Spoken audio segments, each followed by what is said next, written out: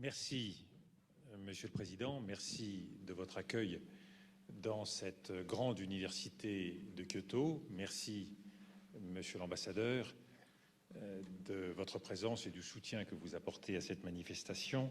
Et merci à l'ensemble des organisateurs de promouvoir un défi aussi important que celui du multilinguisme dans un monde multipolaire. Je suis très heureux de le faire ici à Kyoto, dans une des grandes villes de la mondialisation et qui est symbole pour beaucoup de peuples du monde, symbole de la défense de la nature et en même temps l'un des grands symboles de la force de l'esprit. Nous sommes réunis ici pour célébrer ensemble, par-delà nos différences de langue et de culture, le génie des hommes dans toute sa diversité. Et pourtant, quel paradoxe! Jusqu'à une époque récente, le monde gémissait dans la nostalgie de la langue originelle unique. Les mythes de la malédiction de la diversité des langues ne sont pas l'apanage de la Babel biblique. On en trouve la trace sur toute la planète, dans presque toutes les cultures. Une légende thaï raconte qu'une princesse sauvage venue des forêts et des montagnes fut tenue captive par un roi à compter les grains de riz. Elle s'enfuit, elle sema la zizanie parmi les langues, parmi les hommes du roi, lorsque ceux-ci tuèrent le python qui abritait en fait l'esprit de la princesse.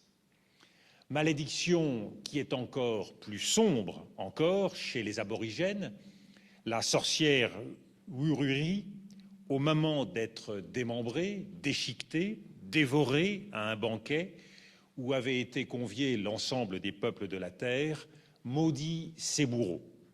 Chaque convive, de ce fait, parlera une langue différente, comme absorbée en même temps que le membre mangé.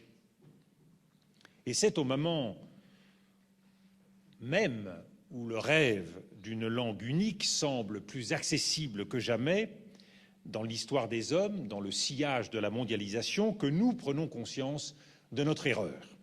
Ce qui était vécu comme une malédiction était en fait la principale richesse. La malédiction, c'était l'incapacité à se comprendre. Mais en même temps, la diversité signifiait aussi la conquête du feu prométhéen.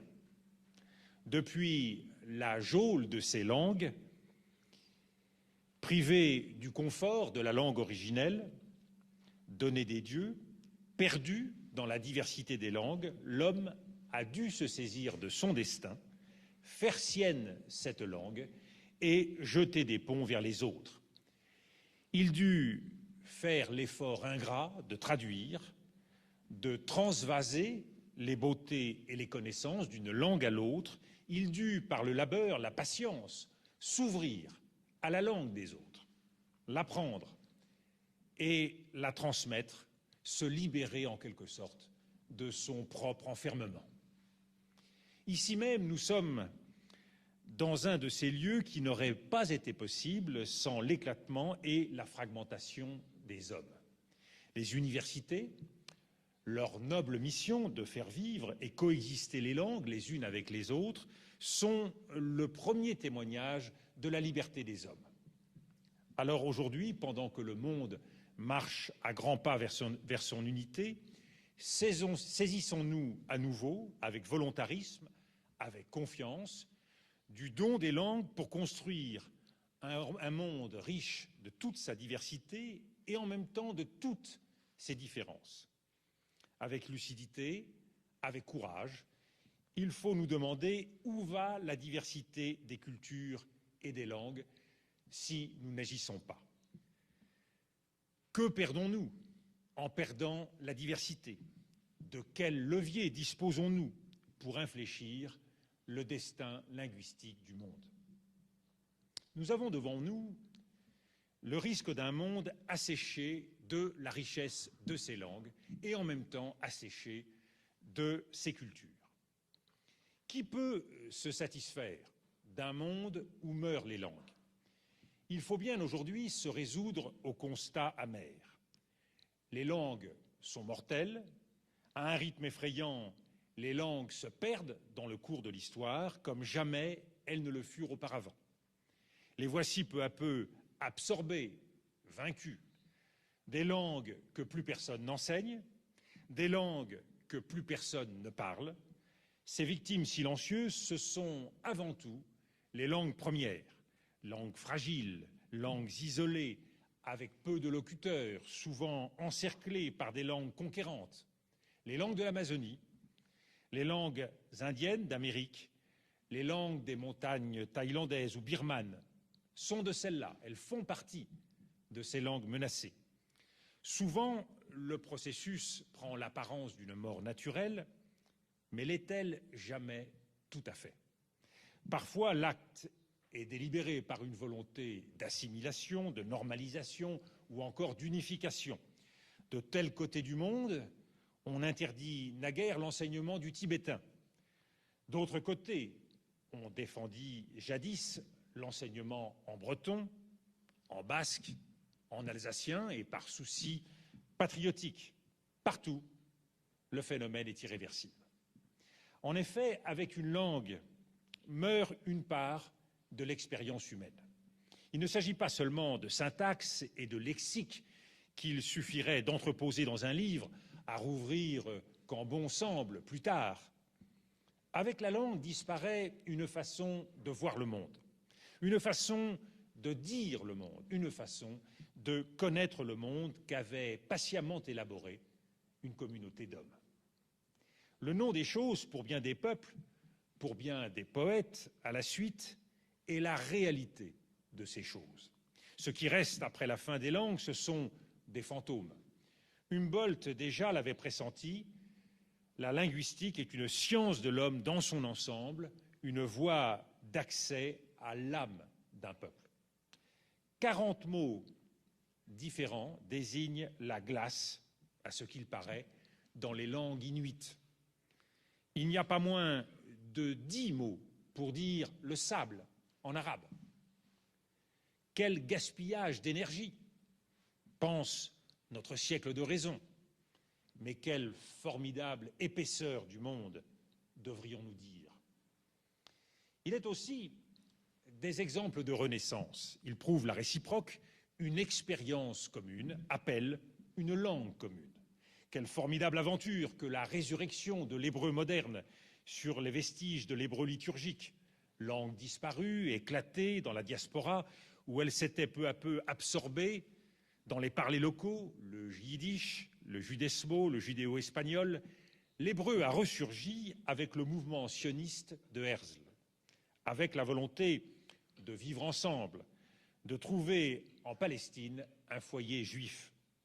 Aujourd'hui, l'hébreu est vivace, parlé également par des non-juifs. Il a suscité une musique, un cinéma et surtout une littérature riche, associée au nom d'Amos Oz ou d'Abraham B. Yehoshua. De langue artificielle, volontaire, elle est redevenue, en un siècle à peine, une langue maternelle. C'est à juste titre qu'on dit les langues maternelles, et doublement. D'une part, c'est en elles que s'incarne notre filiation, notre place dans la lignée des hommes et des femmes réunis par l'affection mutuelle. Cette langue-là aussi est plus qu'une grammaire rigide. Elle vit dans ses inflexions, ses accents, ces mots qui sont compris des seuls proches. D'autre part, cette langue enveloppe et aide celui qui la porte à se saisir du monde. Elle fait le pont entre l'homme et son monde, comme une mère pour son enfant. Cette langue-ci est mère de l'homme. Ainsi, parmi les langues, c'est à toutes les échelles que règne la diversité, depuis l'individu jusqu'au monde. Il faut entretenir la richesse de l'expérience commune. 6000 langues à l'échelle du monde. mais 1000 seulement parlées par plus de 100 000 personnes. Car un autre risque plus insidieux guette les langues, les plus petites comme les plus grandes. C'est le risque de l'appauvrissement. Une langue qui se prive de ses accents, de ses tournures régionales, de ses argots, quel avenir lui reste-t-il? Les anglicismes, qui gagnent dans bien des langues, emprunts de la langue dominante, qui sonnent parfois comme des tribus, sont l'appauvrissement de tous.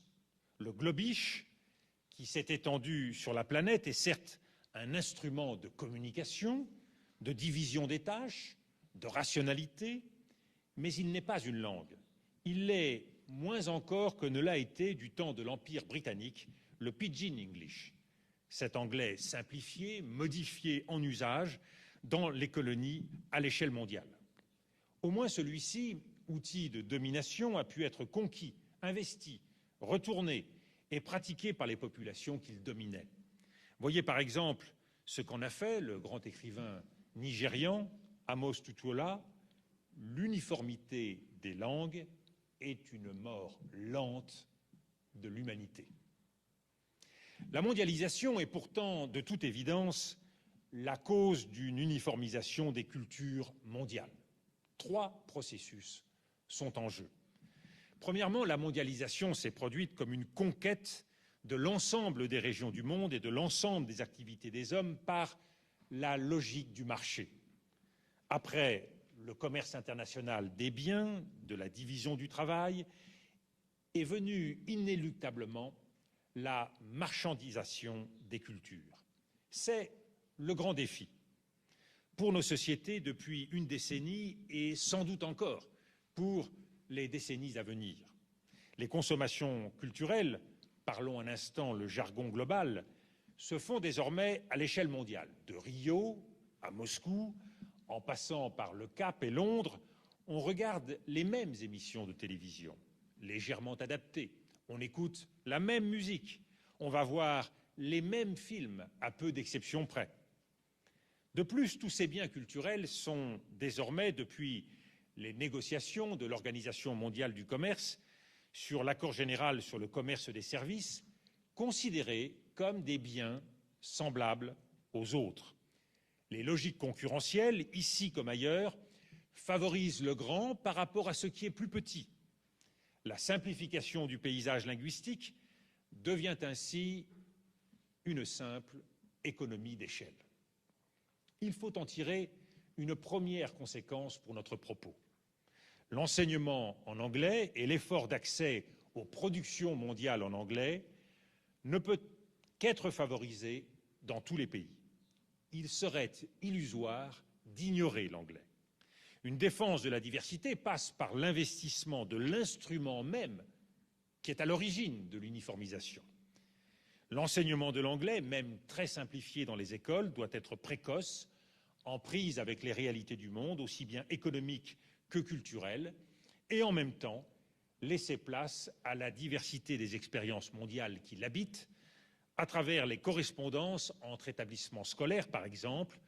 Je parlerai par la suite du statut, lui aussi privilégié, du français. Deuxièmement, la mondialisation favorise la réduction de la richesse et du foisonnement du monde aux besoins des regards mondialisés. Jamais autant qu'aujourd'hui, on ne s'est intéressé aux cultures lointaines, aux langues rares. Mais c'est le plus souvent pour les réduire à un exotisme facilement assimilable. Le regard des hommes et des femmes des métropoles mondiales, à mesure qu'ils s'éloignent des réalités traditionnelles, qu'ils ne vivent que dans le présent, transforme, sans même y prendre garde, le monde hors des murs de ces villes en un agglomérat de réserves indiennes, de mouroirs pour peuples et langues minoritaires. Il faut en tirer une deuxième conclusion. Les langues rares doivent être enseignées pour elles-mêmes et non pour la satisfaction exotique qu'elles procurent. Il ne faut pas les réduire à des langues figées, à une culture presque morte, mais faire vivre en elles ce qu'il y a de plus moderne, de plus en prise avec le monde dans son ensemble. il faut assurer le chemin dans les deux sens, en traduisant les richesses culturelles de notre langue vers la leur, aussi bien que de la leur vers la nôtre.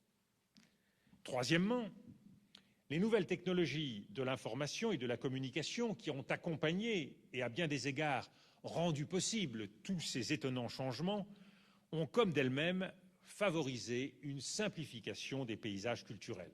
Internet en particulier a transformé la communication. Le médium est le message, faut-il le rappeler. Or, sur Internet, 80% des contenus sont en langue anglaise.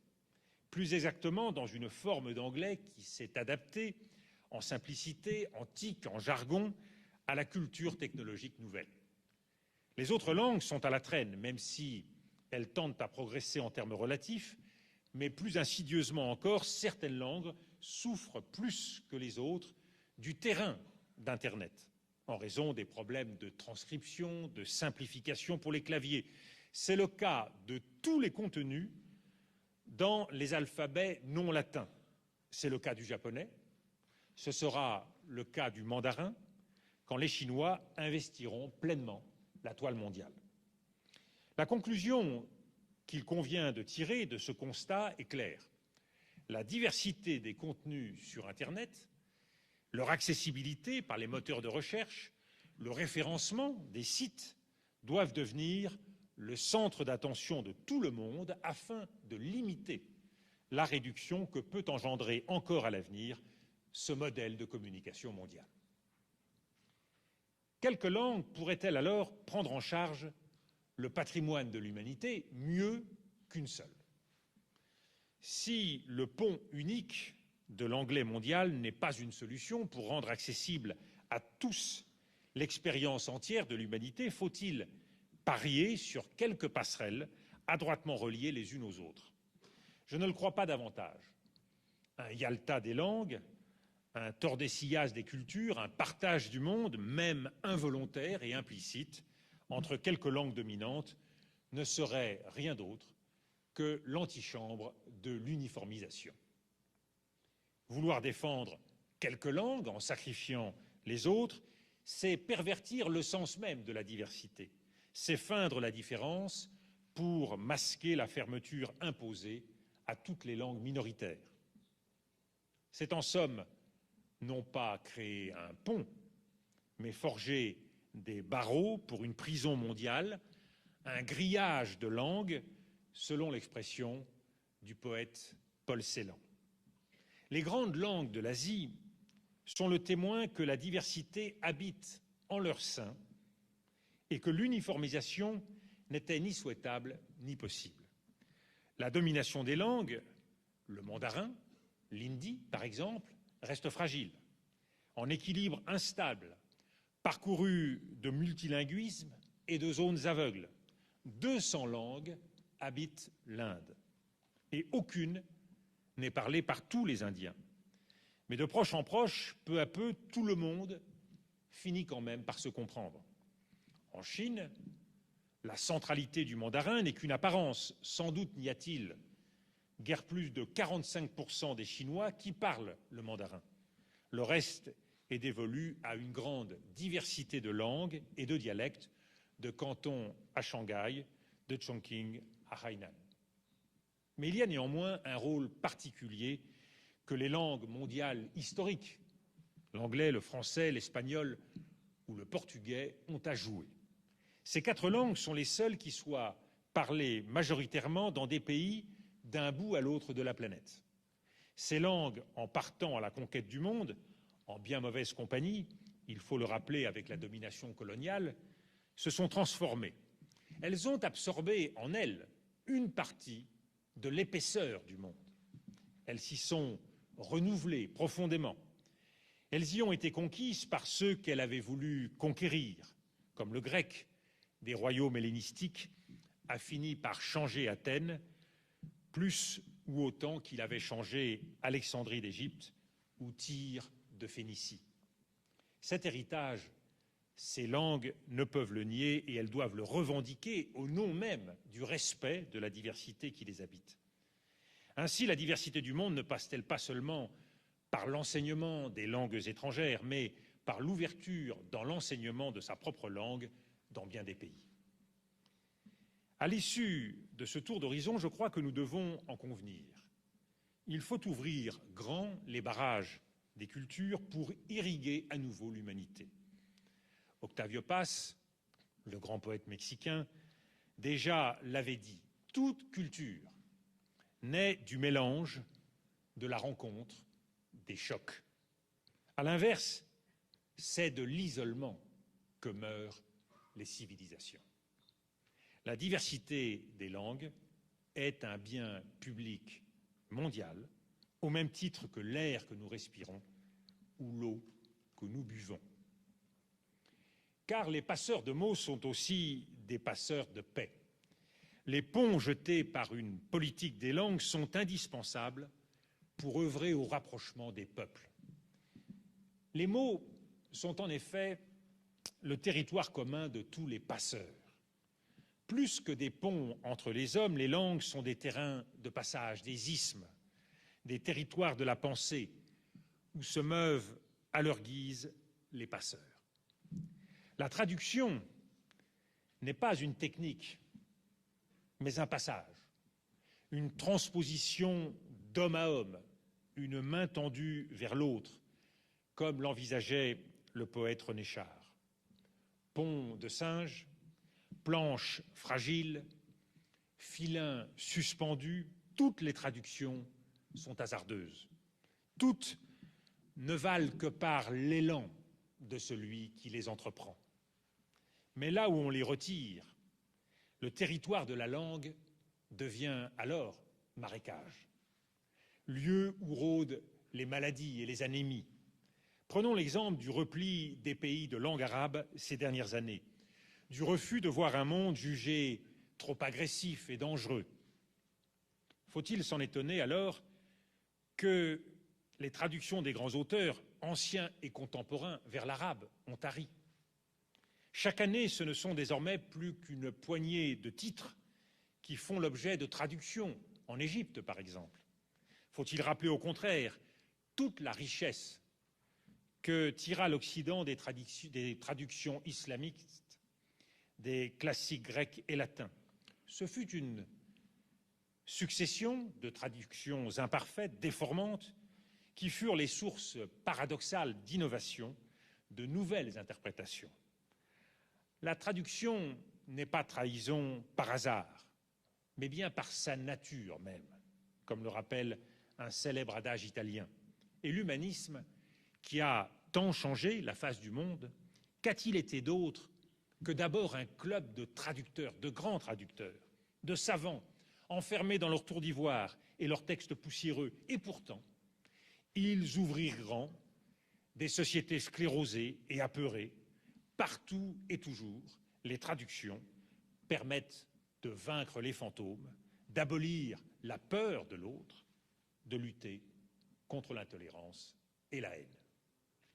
Il faut en effet savoir prendre ce risque, le risque de la trahison, pour cheminer avec le traducteur vers une nouvelle vérité, vers une raison partagée. En philosophie, en sciences sociales, le dialogue des cultures est passé bien souvent par des phases d'achoppement sur la transposition de certains concepts. Il ne s'agit alors plus seulement de véhiculer une idée, mais de la laisser se cristalliser dans cet entre-deux. C'est le sens fort de l'université, d'être une totalité de culture, un réseau de têtes de pont d'où partent les pionniers pour tisser de nouveaux liens.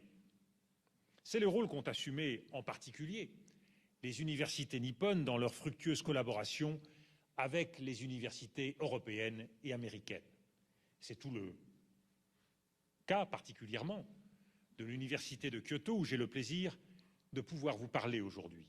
Jamais, ou alors ce fut au détriment de tous, les universités n'ont pu se replier sur une langue, sur une seule langue. Toujours, elles ont recherché l'équilibre entre la langue véhiculaire commune et le multilinguisme maîtrisé. Aujourd'hui aussi, Les chercheurs sont rompus au maniement de plusieurs langues de travail. Les échanges d'étudiants à travers le monde se multiplient, favorisant le contact des idiomes et des cultures. À l'intérieur même des langues, les poètes creusent la substance de la langue pour y trouver de nouveaux filons, pour y trouver l'authentique sève de leur temps. Faut-il s'étonner du va-et-vient incessant entre poètes et traducteurs? Parmi les plus brillantes et fulgurantes voix du XXe siècle ont été des traducteurs minutieux et pointilleux. Paul Celan en avait fait le labeur quotidien et le gagne-pain de son alter ego Paul Anchel, soucieux du respect des textes de la littérature française et allemande qu'il aidait ses étudiants à traduire. Jamais il n'a dissocié son travail de poète, son travail de creuseur de mots et celui de traducteur. Et pour cause, car son allemand n'était pas une langue monolithique, il était complexe, douloureux, mouvant, habité à la fois de la voix des bourreaux du nazisme et de la voix contraire du pays natal, cet allemand très particulier de sa région d'origine, la Bucovine, en Roumanie, ainsi que par la langue haute de la grande culture allemande des siècles passés. À l'intérieur même de chaque langue, les traductions, les passages, les cloisonnements sont incessants. Apprendre la langue de l'autre, se défaire de l'immédiateté de la langue, c'est donc apprendre aussi à se libérer et à creuser les strates héritées de la langue. Partout sans cesse, les poètes se sont lus, entendus, traduits, parce qu'ils savent reconnaître derrière la chair intacte des mots la radicale humanité de l'autre. Ils éludent la simplicité du message, l'évidence du sens, au profit de la profondeur de l'humanité, de ce tremblement de l'être qui affleure dans la langue. Dans les mots, les poètes ne trouvent pas que des signifiants froids. C'est pourquoi ils espèrent tant, ils croient tant à la possibilité de la paix. Toute foi dans la langue est la croyance en une réconciliation des hommes. Parce qu'à travers le travail poétique, ils cherchent à atteindre leur identité, la part d'universel de leur identité singulière. Il n'y a pas de poésie du repli national, il n'y a qu'une poésie de paix et de dialogue. C'est ce partage auquel s'efforcent depuis si longtemps, par-delà les souffrances et les douleurs d'un Moyen-Orient déchiré, poètes et écrivains israéliens et palestiniens. C'est le cas, par exemple, d'Amos Oz et de Mahmoud Darwish. Dans les murs et les forteresses, ils ont ouvert des brèches pour leur peuple. Certes, ils sont impuissants devant l'aveuglement des hommes et l'exacerbation des passions, mais demain, au jour de la réconciliation, leur œuvre sera là, à portée de main. Il faut des portes et des hommes pour ouvrir ce passage incessant.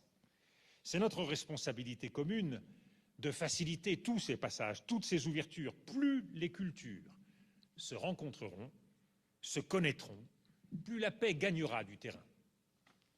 C'est ma conviction profonde et, je le crois, c'est le défi principal du monde chaotique d'aujourd'hui. Les réseaux des instituts culturels sont une forme essentielle de l'influence et du contact des cultures. La France, parmi d'autres nations chargées d'histoire, sait encore offrir ses idées et sa langue au peuple du monde. Ces instituts culturels, ces établissements scolaires à l'étranger, souvent bilingues, ont contribué à former, de par le monde, des élites ouvertes et polyglottes.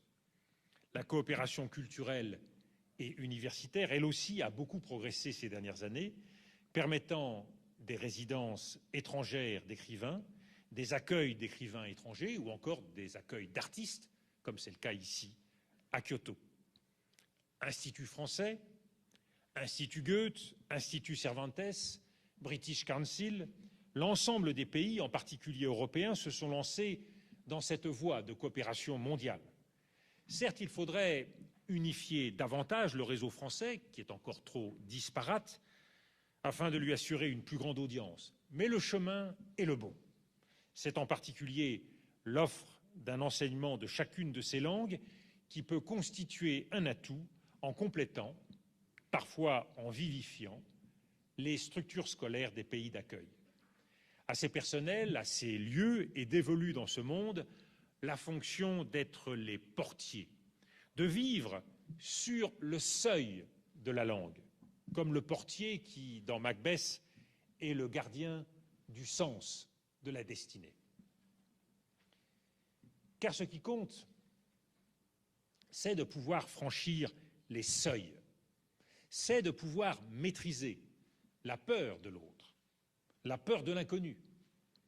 L'apprentissage des langues étrangères, c'est l'apprentissage de l'altérité et c'est l'apprivoisement d'un dialogue intérieur. C'est bien plus que l'acquisition d'une logique, d'une grammaire, d'une rhétorique. C'est une incursion en l'autre, dans son intimité. Ces langues, ce sont avant tout, ne l'oublions pas, des langues vivantes, mouvantes, frémissantes, que les élèves et les étudiants de tous les pays doivent rencontrer comme telles, en se frottant aux autres, à leur civilisation, à leurs différences, à leurs aspérités. Il n'y a pas d'apprentissage sans contact, sans toucher. Il faut encourager encore les échanges scolaires et les rencontres humaines. C'est la voie qu'a empruntée la réconciliation franco-allemande grâce au volontarisme des institutions d'échange créées par le traité de l'Élysée en 1963. C'est la jeunesse qui doit porter les espérances de l'ouverture. C'est la tendance générale dans les pays de l'OCDE, appuyée par les études internationales sur l'efficacité de l'enseignement des langues. Mais l'effort doit encore être poursuivi. Les enfants doivent très tôt être mis en contact avec les langues étrangères. Elles doivent baigner et accompagner leur développement, leur découverte du monde, pour leur faire sentir la diversité du monde qu'il leur reviendra d'habiter et de partager.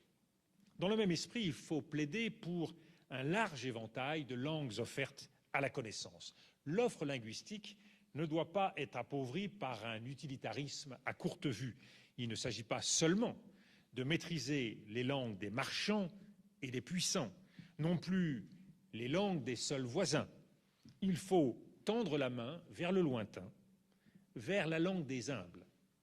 C'est la grandeur d'un pays de pouvoir parler au nom du monde entier, au nom des peuples du monde entier. Ne pas laisser une part aveugle du monde dont il ne se préoccuperait pas. Cette diversité, il faut la susciter et la créer dans les écoles, dans les universités, mais il faut surtout la saisir là où elle se trouve aujourd'hui, à nos portes. En effet, ce sont les fleuves humains qui charrient aujourd'hui le vacarme du monde et qui l'irriguent. La mondialisation a profondément changé le paysage des langues mondiales par les flux migratoires qu'elle a générés. Le multilinguisme était une idée, un acquis, elle est aujourd'hui un fait. Poussée par les routes du monde, poussée par les injustices, les cruautés, les hantises d'un monde en chaos, ce sont 175 millions d'hommes, de femmes, d'enfants, qui chaque année changent de pays. C'est un défi majeur pour l'avenir de pouvoir accueillir dans la dignité toutes ces personnes. L'enjeu du multilinguisme et de la diversité culturelle est ici avant tout de leur permettre l'acquisition de la langue et de la culture dans leur pays d'accueil sans pour autant nier et rejeter leur culture d'origine. Par le passé déjà, les migrations ont apporté une immense richesse aux langues des pays d'accueil. Elles ont donné lieu à des emprunts incessants. Regardez l'anglais des États-Unis, peu à peu désamarré de son île, forteresse de naissance, pour pêcher de ci, de là, un mot, une tournure, au hollandais, au français cajun, à l'allemand, au gaélique, au yiddish, à l'espagnol. C'est devenu une langue mosaïque, une langue mondiale, dans un tout autre sens que celui que j'ai développé tout à l'heure. Les métissages sont la source d'où jaillissent de nouvelles identités, parfois douloureuses, parfois joyeuses, mais toujours fécondes. Je voudrais célébrer ici la mémoire d'un poète récemment disparu et qui m'a toujours été cher, Aimé Césaire, qui vient de mourir, a laissé orphelines toutes les Antilles, toutes les langues françaises qu'il avait nourries, en alliant toujours le particulier à l'universel dans l'identité caraïbe. Il empruntait au créole, lui donnait saveur et valeur, mais il a toujours refusé de devenir poète créole, parce que cela signifiait pour lui se réduire à une identité partielle, repliée, fragmentaire. Sa négritude était une ouverture au monde dans le respect de soi qui est la condition du respect de l'autre. Les pays du Nord se privent d'une grande richesse lorsqu'ils refusent à ces immigrés, à la deuxième ou à la troisième génération, d'apprendre facilement la langue et la culture attachées à leur histoire familiale. L'enseignement scolaire de l'arabe, du chinois par exemple, reste encore bien trop timide en France, comme dans tous les autres pays européens. Il n'y a pourtant pas de lieu plus fécond pour l'humanité que ceux où se mêlent les langues. Pensons à la Tchernovitz perdue de Ceylan, à l'Alexandrie de Constantin Cavafi, à la Salonique de Nazim Hikmet. Toutes trois furent de tels lieux, des lieux fragiles et sublimes, où le flux et reflux incessant des langues découvrit sans cesse de nouveaux pontons et de nouvelles rives. Placer cet apprentissage à l'école, c'est tout le contraire, justement, d'un repli communautaire. C'est au contraire vaincre les préjugés, montrer que ces langues ne sont pas seulement la langue du passé, de la famille, des arrachements. Ces pays d'accueil doivent se saisir de cette chance qui leur est donnée de multiplier les passeurs qui auront à cœur d'enrichir ce qui est désormais leur pays, qui mettront leur énergie à parcourir le monde, à vivre avec des idées fragmentaires, à facettes mouvantes. Pour tous, le modèle de l'identité bloc est révolu, noyé dans la mondialisation. Il n'y aura bientôt plus que passeurs et passages. Ces langues sont riches d'expériences historiques et souvent des souffrances communes de notre monde. Elles sont l'épaisseur même du monde. Sans doute serait-il plus facile de faire comme si la rumeur du monde n'existait pas, de nous replier sur les langues heureuses de nos prospérités policées et cathodiques. Mais c'est perdre la sève du monde, le bruit sourd de l'histoire, de notre histoire, qui avance. Le grand poète chinois Bei Dao, après la répression du mouvement de Tiananmen, fut forcé à l'exil. Il y découvrit l'importance de la parole poétique. Je le cite, « Dans un contexte où tout est étranger, la langue est le refuge où, grâce à la poésie, je peux me retrouver. » Dans l'un de ses poèmes, il commence par dire « Je parle chinois devant le miroir ».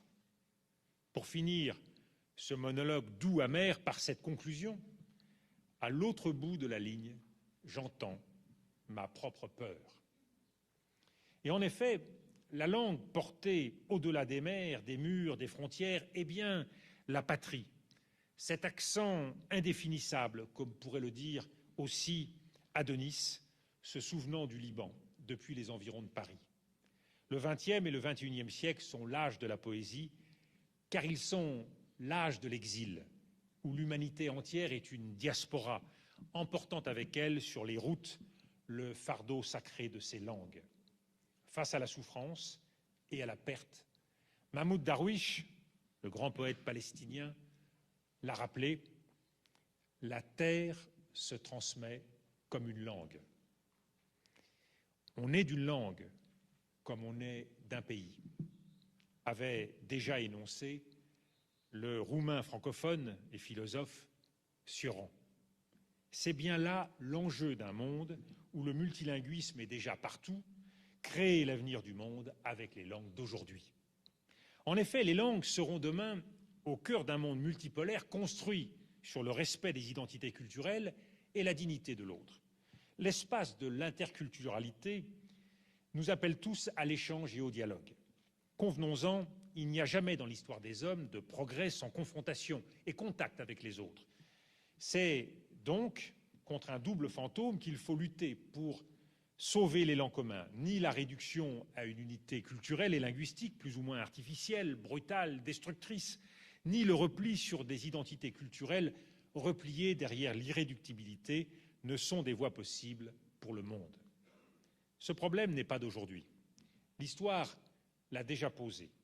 Il y a 150 ans, lorsque l'Occident fit voyager ses idées, ses institutions, et ses intérêts dans la malle-poste de ses instituteurs. Des civilisations y ressentirent à juste titre un danger. Elles prirent le risque du repli culturel, même les plus audacieuses. Le Japon, comme bien d'autres pays, a connu cette tentation. Il faut aujourd'hui encore tenir l'équilibre du dialogue des cultures qui les modifie de l'intérieur en évitant la sclérose et l'évanouissement. Le postulat de toute politique de la langue doit être simple. La langue, c'est l'autre dans son humanité commune. La langue originelle n'est qu'un mythe. La nostalgie d'une enfance heureuse des hommes, le Babil d'avant Babel, mais c'est le mythe fécond de notre parenté, de la compréhension mutuelle. Il ne faut pas réduire, mais préserver.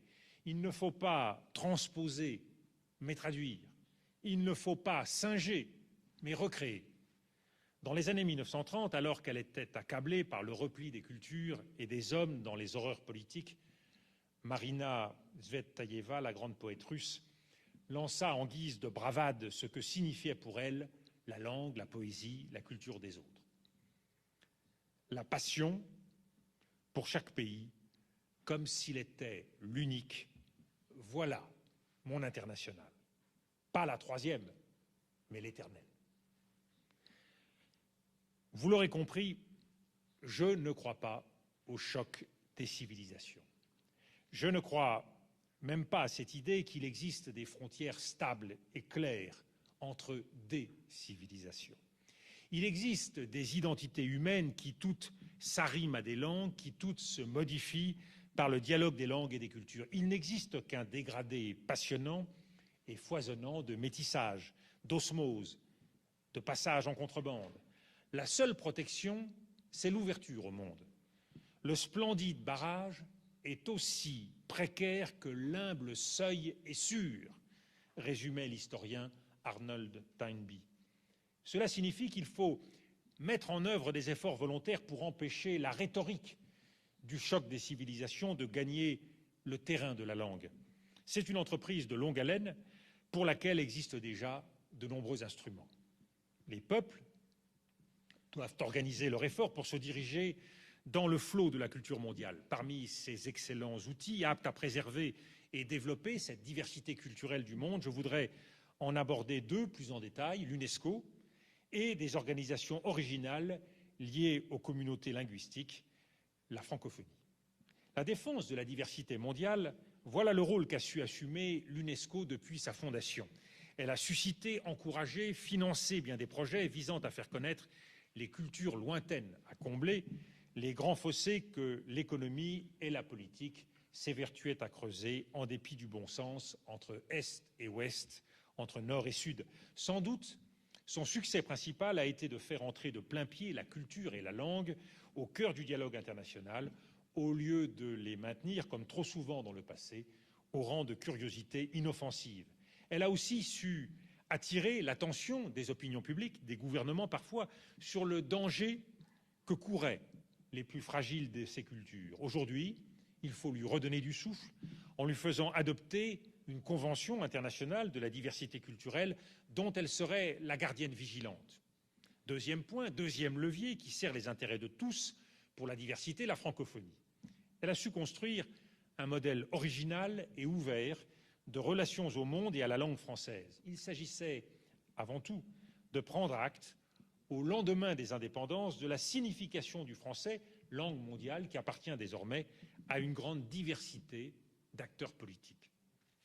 La francophonie n'est pas un modèle de dépendance ou de colonisation culturelle atténuée. Il s'agit avant tout d'un forum permettant à tous les gouvernements, mais aussi à des institutions et des acteurs transnationaux, en particulier dans les milieux éducatifs, de défendre cet intérêt commun qu'est la langue française. Elle est donc un enrichissement réciproque, en aucun cas un corset de normes à imposer. J'en veux pour preuve sa grande capacité d'ouverture, puisque seuls l'engagement et l'amour de la langue sont pris en compte, non le taux de locuteurs. La Roumanie a hébergé le dernier sommet de la francophonie, alors que la proportion de Roumains aujourd'hui parlant français demeure faible. mais il s'agit d'un signe en faveur de la diversité des langues d'usage dans le monde, en faveur d'un très vieux partenariat diplomatique et économique qui remonte à plusieurs siècles. La francophonie est en somme une dialectique de l'universel et du particulier. Elle est devenue, suivant l'expression de mon ami Giovanni Dottoli, une franco-polyphonie. Elle entretient à ce titre des liens profonds avec les thèmes de la négritude d'Aimé Césaire et de Léopold Sédar Senghor, l'un des fondateurs de la francophonie. Elle est le cas d'une langue d'après l'Empire, d'une langue qui a appris à se défaire du rêve de l'unité et qui, à ce titre, a un message à donner au monde. La poétesse libanaise Vénus Kourigata l'a souligné avec force, la langue française avait besoin de toutes ces langues qui viennent d'ailleurs pour l'enrichir et lui donner une âme. Les institutions ne s'appuient pas seulement sur des déclarations de bonne volonté. Elles sont en outre appuyées par un réseau original et puissant de communication qui est aujourd'hui en pleine mutation. Radio France Internationale et sa présence à l'échelle mondiale, en offrant des programmes équilibrés et ouverts à la diversité, est un exemple de réussite dans le domaine des politiques culturelles et linguistiques mondiales. Il s'est agi de distinguer les intérêts de la langue française et ceux de la France. Mais cela a permis aussi à la francophonie de porter un projet politique de coopération, de développement privilégié et de partenariat qui dépasse le cadre strictement culturel. La conférence de La Baule, en 1991, avait montré comment la francophonie devait être liée partout sur le globe à un effort en vue de la démocratisation. Le dialogue des langues et des cultures doit aussi se faire de proche en proche. La construction de l'Europe en est l'exemple. L'Europe est un cas unique dans l'histoire, car elle s'est construite, et doit se construire encore, comme une unification politique appuyée sur la diversité des langues. Certes, il existe bien des pays où le multilinguisme est une réalité, la Chine, l'Inde ou encore bien des pays d'Afrique. Dans aucun d'entre eux, l'unification ne s'est faite volontairement à partir des différentes aires linguistiques. Partout, ce sont des pouvoirs forts qui ont conquis, absorbé, digéré des espaces de langues différentes. Le multilinguisme et la diversité culturelle ont été triplement centraux dans la construction européenne. Premièrement, les pères fondateurs ont fait le pari, à l'issue d'un conflit qui avait manifesté l'impasse des nationalismes étroits, de l'intensification des échanges culturels et linguistiques comme préalable aux efforts politiques.